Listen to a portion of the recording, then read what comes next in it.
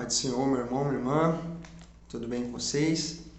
Vamos a mais um devocional e eu quero meditar com você no texto que se encontra em 1 Coríntios, no capítulo de número 15, no verso de número 19, que diz o seguinte: se a nossa esperança em Cristo se limita apenas a esta vida, somos os mais infelizes de todos os homens.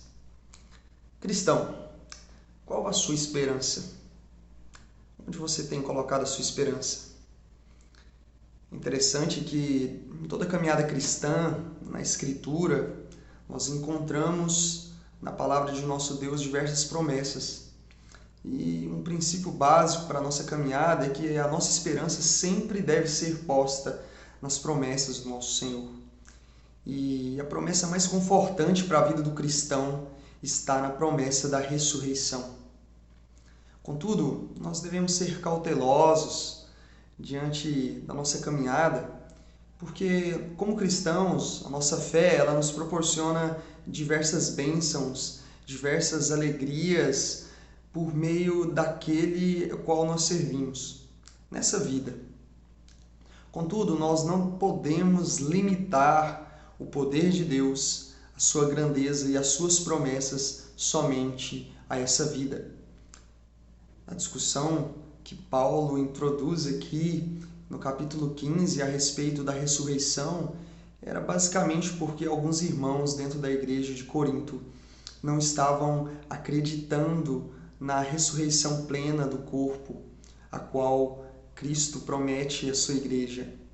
É bem provável que alguns irmãos até estavam crendo numa ressurreição simbólica, a qual acontecia com a alma, e estavam limitando as bênçãos de Deus, as bênçãos de Cristo sobre a sua igreja somente para essa vida.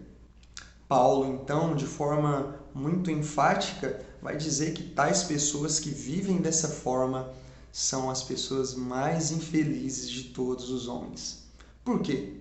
Uma vez que o cristão limita as bênçãos de Deus e o poder de Deus, esquecendo da promessa maior que é a ressurreição, e limita somente as coisas desta vida, esquecendo da promessa maior, ele é alguém infeliz. Uma vez que, quando a morte chega, a esperança acaba. A esperança a qual ele tem depositado a sua confiança, ela se finda.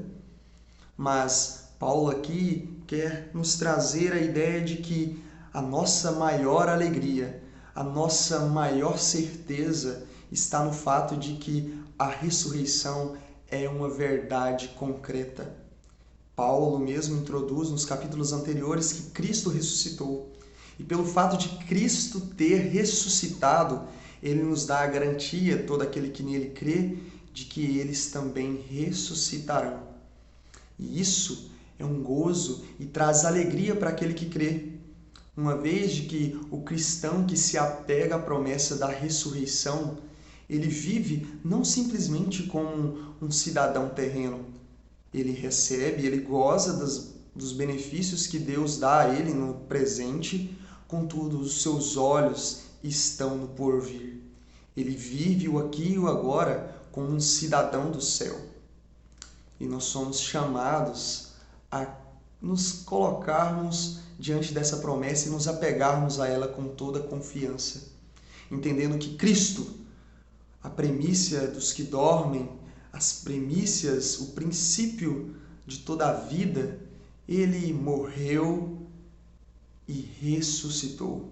Morreu pelos nossos pecados e ressuscitou para nos garantir vida eterna.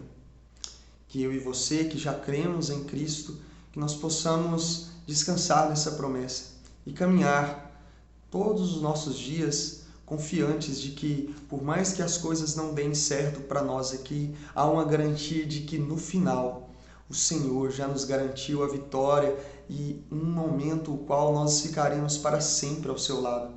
E aqueles que ainda não têm esperança neste mundo, que possam ter a certeza de que Cristo venceu o pecado, venceu a morte e garante vida eterna junto ao lado dele. Que Jesus te abençoe.